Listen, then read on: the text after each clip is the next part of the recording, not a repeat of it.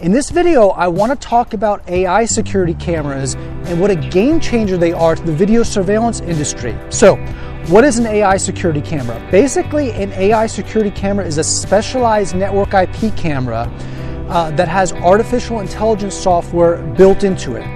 That artificial intelligence software can detect objects. For example, our Viewtron AI security cameras can detect cars, trucks, bikes, humans, faces, and the license plate recognition version can detect license plates.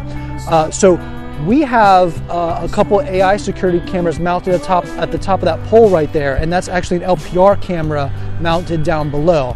And the two AI security cameras up top, they monitor this back area in back of our warehouse here. And I have those configured after hours to detect when vehicles and humans come through this area, because really no one has any business back here when we're closed coming through this area. So I have it so that it detects cars and humans and bookmarks those events on the recorder, so if we ever need to go back and see if someone was up to no good, it's very easy to find those events.